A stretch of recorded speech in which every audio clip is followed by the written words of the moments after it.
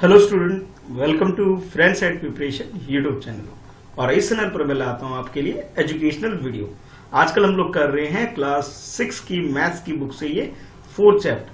और 4th chapter में जो हमारी एक्सरसाइज आज स्टार्ट हो रही है वो हो रही है 4.5। इसका मतलब ये हुआ कि 4.1 से लेकर के 4.4 तक ये मैं कंप्लीट करवा चुका हूँ। इसके अलावा साइंस में भी चैप्टर 1 से लेकर के चैप्टर 6 तक मैं कंप्लीट करवा चुका हूँ। वो सारी वीडियो आप इस चैनल पर आपकी क्लास 6 की प्लेलिस्ट से देख सकते हो। डिस्क्रिप्शन में मैथ्स की सारी वीडियो मिल जाएगी, चैप्टर 1 से लेकर के चैप्टर 4 की एक्सरसाइज 4.4 तक। ठीक है, यानी कि 1, 2, 3 सारे चैप्टर मिल जाएंगे आपको। ठीक है, चलो स्टार्ट करते हैं फिर एक्सरसाइज 4.5। जो बच्चे पहली बार देख रहे हैं उनके लिए कहूंगा कि भी चैनल सब्सक्राइब कर लो ताकि नेक्स्ट वीडियो की नोटिफिकेशन आपको मिलती रहे। ठीक है, जो रेगुलर दिख रहे हैं वेरी गुड, और वो रिविजन भी कर रहे होंगे तो उन बच्चों को प्रॉब्लम नहीं होती है। ठीक है, प्रॉब्लम उन बच्चों को होती है जो पढ़ाई नहीं करते हैं। ठीक है, तो मैं तो उम्मीद कर रहा हूं आप लोग अच्छे बच्चे हो। ठीक है, तो देखो भाई फर्स्ट क्वेश्चन क्या है एक्सरसाइज 4.5 में। ठीक है, जो चैप्टर है आपका बेसिक ज्योमेट्रिकल आइडिया। ठीक है, तो क्वेश्चन 1 में आपसे बोला जा रहा है कि ड्रॉ अ रफ स्केच। अब इसके अंदर हमें कुछ ड्रॉ करना है। क्या ड्रॉ करना है? एक रफ स्केच ड्रॉ करना है of a quadrilateral. Quadrilateral means होता है कि भी एक ऐसा डायग्राम जो कि क्लोज डायग्राम होना चाहिए और उसके अंदर 4 साइड होनी चाहिए। Quadrilateral is a closed shape closed diagram having 4 side. ठीक है, ये इसकी बेसिक चीज आपको पता होनी चाहिए। तो वो आपसे बोला जा रहा है draw a rough sketch of a quadrilateral PQRS, यानी कि उसका जो नाम रखोगे, नाम क्या रखोगे इसका? PQRS, यानी कि 4 वर्टेक्स यानी कि 4 कॉर्नर पॉइंट होंगे उसके, उस पॉइंट के नाम होंगे PQRS। ठीक है भाई, अब आगे आपसे बोला जा रहा है ड्रॉ इट्स डायगोनल, और इसके डायगोनल को भी ड्रॉ करो। अब देखो कुछ कीवर्ड है, मैं इसको बॉक्स बना देता हूं। एक वर्ड है डायगोनल्स, ये कीवर्ड है इसके अंदर। नेक्स्ट है क्वाड्रिलेटरल, ये कीवर्ड है।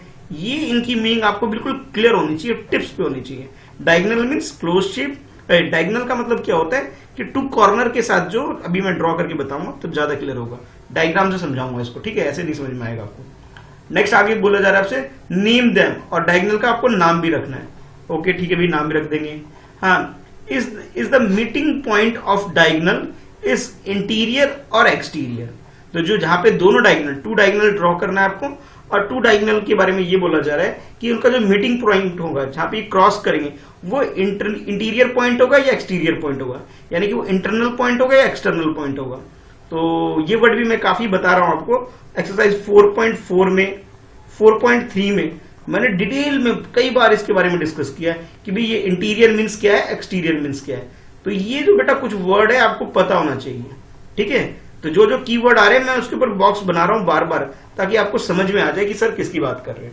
ठीक है, तो आगे बोला जा रहा है in the meeting point of the diagonals in the interior और the exterior of the quadrilateral, यानी जो क्वाड्रिलेटरल आप ड्रॉ कर रहे हो उस क्वाड्रिलेटरल के अंदर ये बताना है आपको भी जो डायगोनल जो आप ड्रॉ करने वाले हो वो उसको जो क्रॉस करेंगे एक दूसरे को, वो इंटरनली क्रॉस करेंगे या एक्सटर्नली कट करेंगे एक दूसरे को, ये बताना है आपको।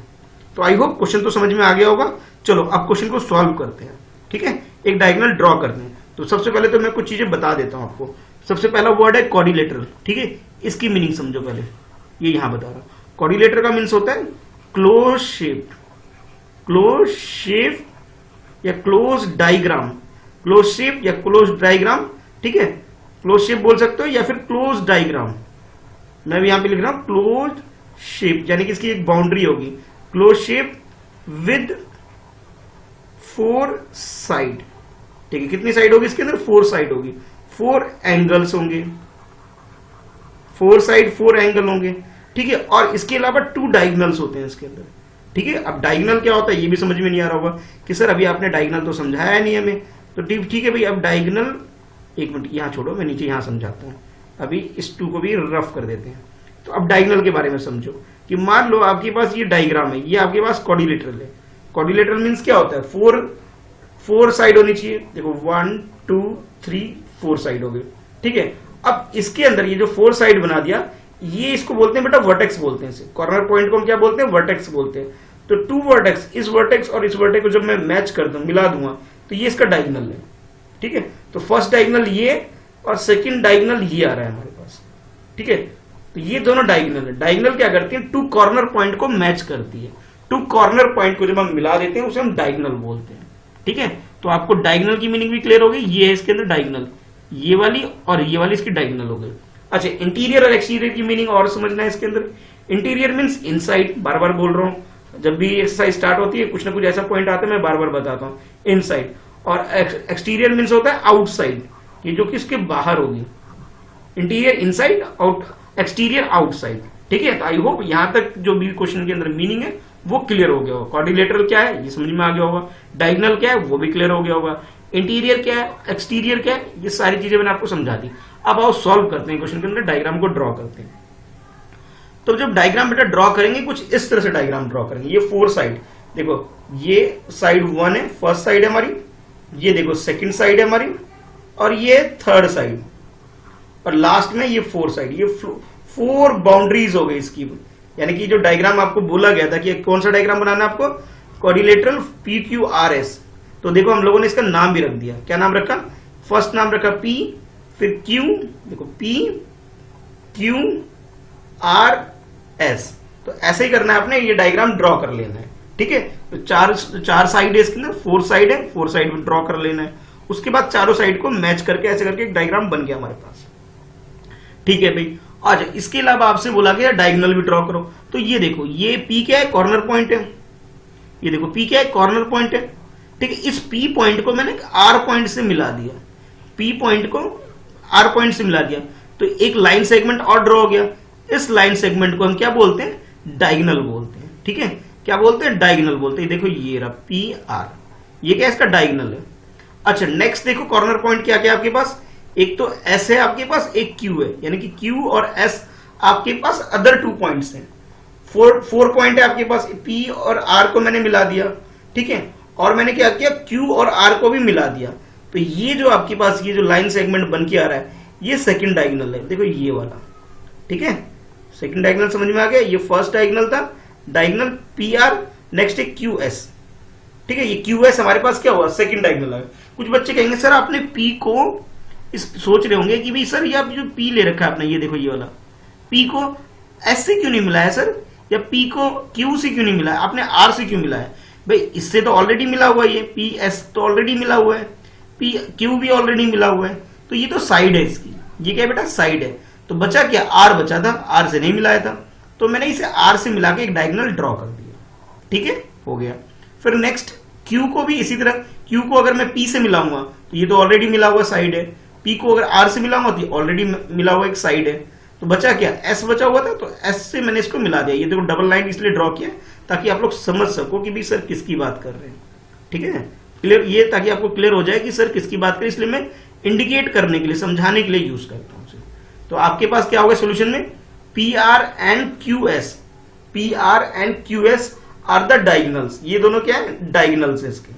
PR भी इसके डायगोनल है, QS भी इसके 2 डायगोनल्स हो गए। ठीक है, यहां तक हमारा सॉल्व हो गया।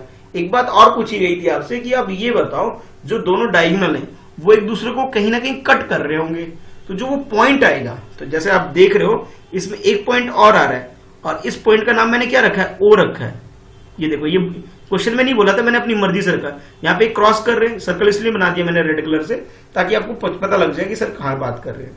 ठीक है, तो ये O जो आपको दिख रहा है बेटा, O इस पॉइंट का मैंने नाम रख दिया, पॉइंट O।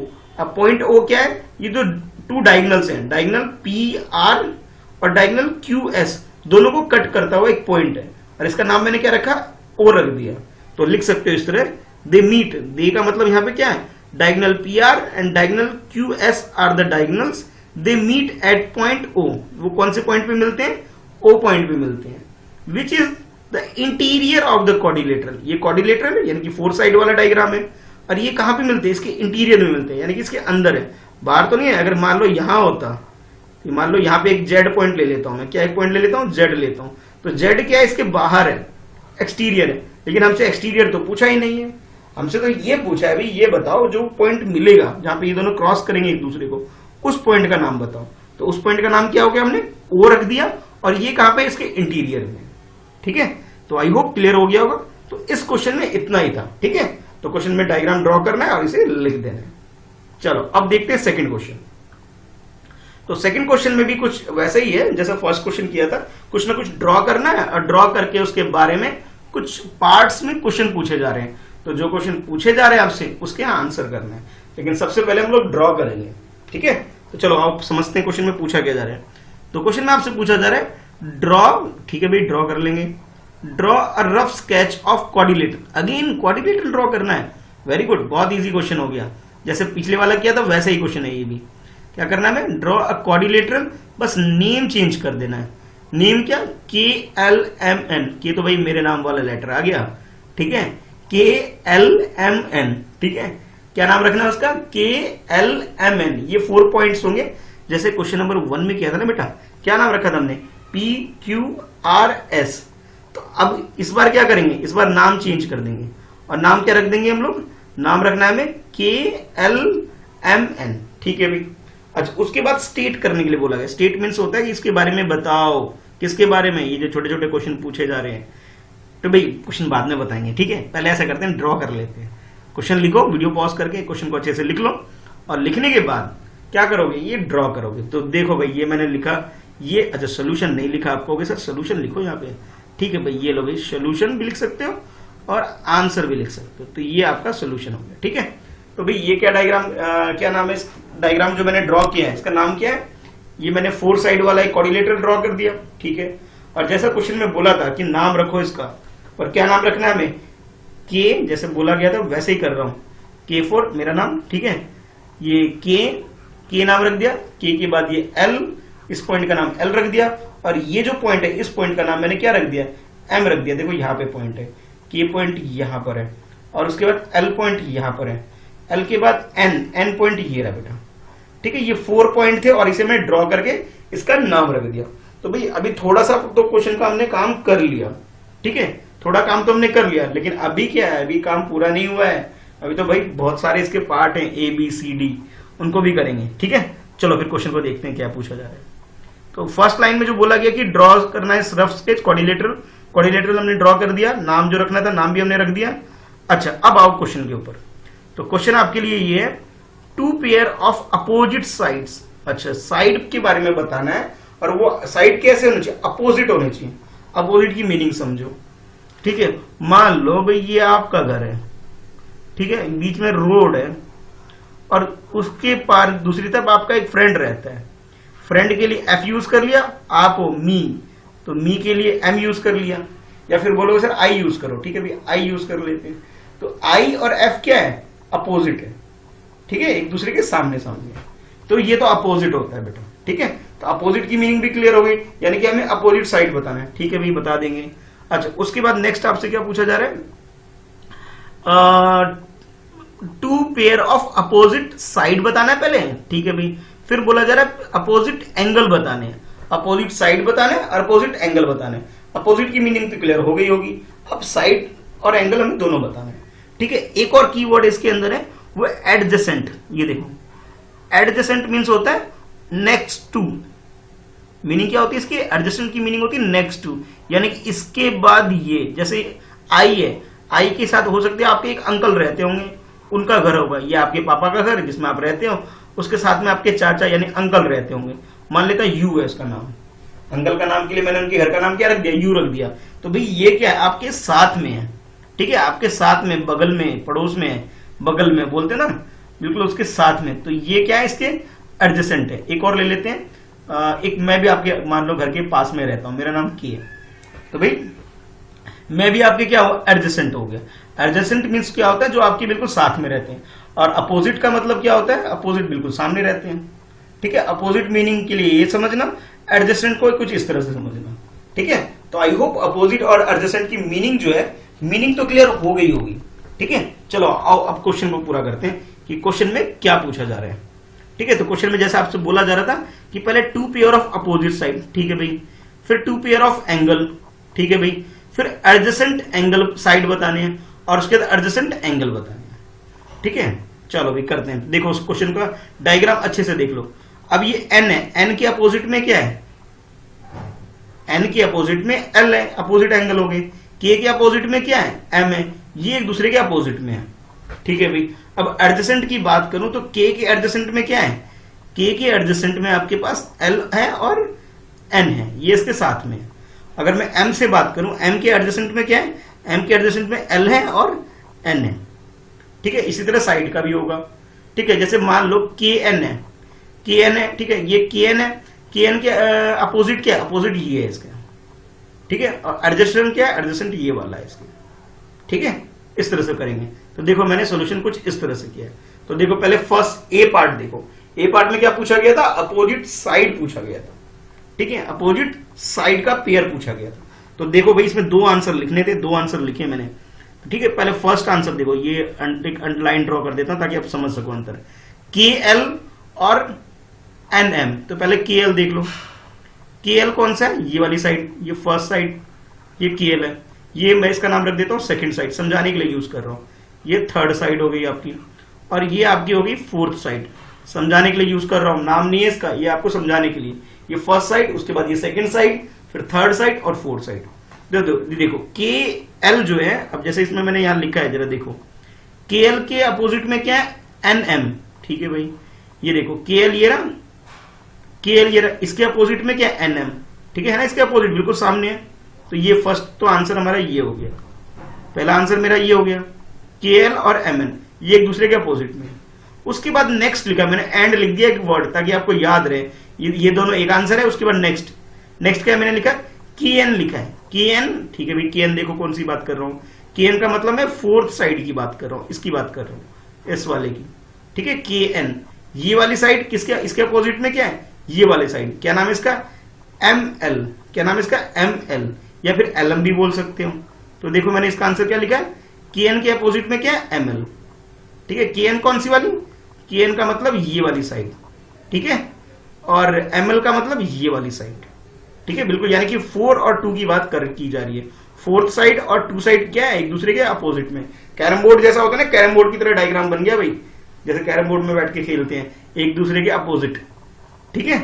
तो भाई इस तरह इसका फर्स्ट का ए पार्ट, यानी कि सेकंड क्वेश्चन नंबर सेकंड का ए पार्ट मैंने आपका ये पूरा करा दिया, ठीक है। अब आते हैं भाई, अब नेक्स्ट बारी आती है साइड के बाद क्या बोला जा रहा है, एंगल बताओ। और एंगल कैसा होना चाहिए, अपोजिट होना चाहिए। बहुत इजी है, ये जो साइन बेटा यूज होता है ये एंगल के लिए यूज होता है, बार बार बता रहा हूं, भूलना मत। ये साइन किसके लिए यूज होता है, एंगल के लिए यूज होता है। इतना बड़ा नहीं बनाते हैं, लेकिन मैं समझाने के लिए बना रहा हूं, ठीक है, ताकि आपको क्लियर हो जाए कि किसकी बात सर कर रहे हैं। चलो अब देखते हैं क्वेश्चन में, अपोजिट एंगल, बी पार्ट में क्या करना है, हमें अपोजिट एंगल बोलना लिखना।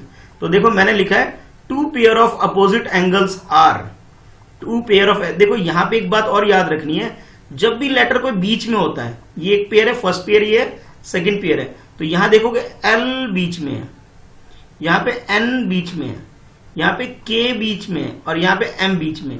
इसका मतलब ये हुआ, जो बीच में जो लेटर होता है ना, बीच में जोन सा भी लेटर होता है, उसके ऊपर एंगल बन रहा है, यानी कि एल के ऊपर एंगल बन रहा है। तो एल को कैसे पढ़ोगे, के एल एम। देखो अगर एल को मुझे पढ़ना है, ये एल इसकी बात रही, ये मेरा फर्स्ट एंगल है, ठीक है, के एल एम पढ़ूंगा मैं इसको, कैसे पढ़ूंगा इसे, एंगल के एल एम ऐसे पढ़ूंगा मैं इसे, इसकी रीडिंग ऐसे की जाती है। और ये है बेटा आपका सेकेंड एंगल, ठीक है। तो सेकेंड एंगल को मुझे कैसे रीड करूंगा, ऐसे एल एम एन, ठीक है, एंगल एल एम एन इस तरह रीड करूंगा। ये मेरा थर्ड एंगल है, ठीक है, ये थर्ड एंगल हो गया। इसे रीड करना हो तो ऐसे रीड करें, एंगल एम एन के, इस तरह इसको रीड करेंगे। और नेक्स्ट ये जो के एंगल है, ये मेरा जो फोर्थ एंगल है, इसे कैसे रीड करूंगा, एन के एल, ठीक है।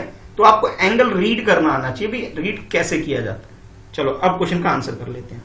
तो जैसे मैंने ये आंसर किया हुआ है, क्या किया, के एल एम, तो देखो भाई के एल एम, के एल एम यानी फर्स्ट एंगल की बात हो गई। अच्छा, इसके अपोजिट में कौन सा है, थर्ड वाला, इसके अपोजिट में, अपोजिट पूछा गया था। तो देखो भाई अपोजिट में क्या लिखा मैंने, के एन एम, के एन एम, देखो ये रहा के एन एम, बीच में क्या रहा है, एन आ रहा है, तो एन के ऊपर एंगल बनेगा। तो ये दोनों क्या है, एक दूसरे के अपोजिट है, ठीक है, हो गया। अब बात करते हैं नेक्स्ट, सेकंड और फोर्थ भी अपोजिट है। तो सेकंड फोर्थ को भी देखो मैंने इस तरह लिखा है आंसर। सेकंड को क्या लिखा है, एल के एन, तो देखो भाई एल के एन, एल के एन, ये रहा एल, ये पहले फोर्थ वाला लिख दिया मैंने, एल के एन, ये मेरा फोर्थ एंगल है, एल के एन, ठीक है। तो ये आ गया आपका एल के एन, ठीक है, ये फोर्थ वाला एंगल है, ठीक है, मैं यहां लिख देता हूं ताकि ध्यान रहे, ये फोर्थ वाला एंगल है। अच्छा, उसके बाद क्या है, एल एम एन, ठीक है, L M N, angle L M N यानी कि सेकेंड एंगल की बात की जा रही है। ठीक है, कौन सी? Angle L M N. इसका मतलब ये हुआ ये बात सेकेंड एंगल की जा रही है। ये लिखने की जरूरत नहीं है इस तरह से, जिस तरीके तो मैंने समझाने के लिए यूज कर रहा हूं आप लोगों के लिए। ठीक है, तो ए पार्ट हो गया हमारा, बी पार्ट हो गया, अपोजिट एंगल वाला भी हो गया। अब देखते हैं एडजेसेंट की बात करते हैं। एडजेसेंट का मतलब होता है जो एक के बाद एक साइड में होता है। ठीक है, तो देखो एडजेसेंट एंगल कौन कौन से हैं, एडजेसेंट साइड पहले देख लेते हैं कौन कौन से हैं। तो इसमें भी खूब सारे आंसर हो सकते हैं हमारे। ये फर्स्ट आंसर हो गया, ये सेकेंड, खूब सारे हो सकते हैं। जैसे एडजेसेंट देखो, एडजेसेंट कैसे? तो के एन देखो, के एल के एडजेसेंट क्या है? के एल एडजेसेंट एल एम। ठीक है, एडजेसेंट का मीनिंग इस तरह देखो, मैंने यहां लिखा भी है। के एल के एडजेसेंट क्या है? के एन। के एल के एडजेसेंट ये रहा के एल, यानी कि फर्स्ट साइड किसके एडजेसेंट है?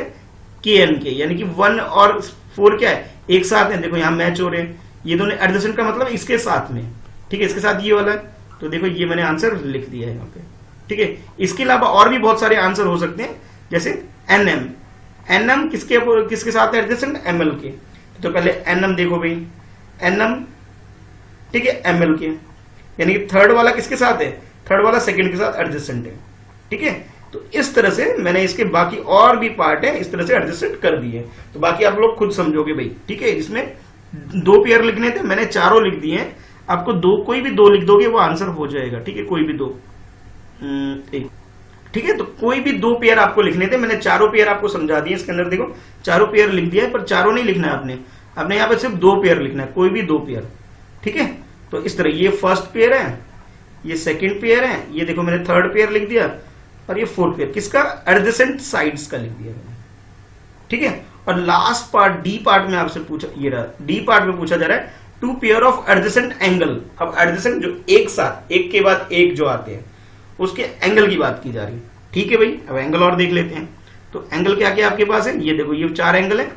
एंगल ये एल एंगल जो साथ साथ वाले हैं, ये इसके साथ में ये वाला है और इसी के साथ में ये वाला है। के के साथ कौन कौन सा है? एल है और एन है। ठीक है, और एल के साथ क्या है? के है और एम है। एम की बात करूं, एम के साथ क्या है? एन है और एल है। इसी तरह बाकी भी है। तो देखो इसके अंदर पेयर लिखने थे, तो मैंने कुछ इस तरह लिखा है 2 pairs of adjacent angle R angle के और एल। एंगल के और एल, देखो एंगल के साथ क्या है? एंगल ये दोनों क्या एक दूसरे के एडजेसेंट है, एक के बाद एक आते हैं। ठीक है भाई, लिख दिया। फिर उसके बाद एक और लिख सकता हूं मैं, एंगल एम और एन। देखो भाई ये रहा एंगल एम के बाद क्या आ रहा है? एन आ रहा है। ये दोनों भी एक दूसरे के एडजेसेंट है, एक के बाद एक, पहले एम आ गया, एम के बाद एन आ गया। ठीक है भाई, ये भी लिख सकते हो। उसके बाद नेक्स्ट देखो, नेक्स्ट लिखा मैंने के और एल। तो के बाद एल, देखो के ये रहा, के के बाद ये एल आ रहा है नेक्स्ट, तो ये भी एडजेसेंट हो गया। ठीक है, तो इस तरह से इसे भी लिख सकते हो। और लास्ट में लिख दिया मैंने एंगल एल और एम। एंगल एल और एम, तो देखो एल देखो पहले, तो ये रहा आपका एल और ये रहा एम, तो ये एक दूसरे के क्या एडजेसेंट है। ठीक है, तो आई होप आपको एडजेसेंट की मीनिंग, अपोजिट की मीनिंग, क्वाड्रिलेटरल की मीनिंग, इन सब की मीनिंग क्लियर हो गई। तो भाई मुझे कमेंट करके बताना भाई क्वाड्रिलेटरल क्या होता है। ठीक है, ताकि मुझे भी पता लगे कि क्वाड्रिलेटरल की मीनिंग क्लियर हुई या नहीं हुई। तो क्वाड्रिलेटरल की मीनिंग कमेंट बॉक्स में लिख के बताओ भाई, और अपना नाम जरूर बताना आंसर के बाद, नेम, स्कूल, और भाई कहां से देख रहे हो आप ये इस वीडियो को। प्लेस का मतलब ये मत लिखना सर हम तो घर से देख रहे हैं, अरे भाई कहाँ रहते हो। ठीक है, ताकि मुझे भी तो पता लगे मेरे स्टूडेंट कहाँ पे है। ठीक है, जैसे मैं तो दिल्ली से पढ़ा रहा हूं, मैंने अपने बारे में बता दिया। ठीक है, तो भाई आप लोग भी अपने बारे में मुझे जरूर बताना। तो बेटा 4.5 एक्सरसाइज में यही 2 क्वेश्चन थे, डिटेल में थे। तो मैंने डिटेल में आपको एक एक टॉपिक के एक एक चीजों के बारे में अच्छे से बताया। ठीक है, तो 4.5 एक्सरसाइज हमारी हो गई कंप्लीट। अब हम लोग मिलेंगे एक्सरसाइज 4.6, और 4.6 जो होगा इस चैप्टर की लास्ट एक्सरसाइज है। मिस मत करना, कल लेके आऊंगा, जरूर देखना कल शाम को। ठीक है, चलो फिर आज के लिए इतना ही है। ठीक है, यानी कि 4.6 एक्सरसाइज में मिलेंगे अब हम लोग। इस चैनल पे आप लोग साइंस की वीडियो भी देख सकते हो प्लेलिस्ट से, जरूर देखना। ठीक है, पहली बार देख रहे हो तो अपने बारे में लिख के जरूर बताओ, और वीडियो को अपने फ्रेंड्स में शेयर जरूर करो भाई, शेयर जरूर करो, और वीडियो को लाइक जरूर करो भाई। ठीक है, चलो बाय, मिलते हैं नेक्स्ट वीडियो में।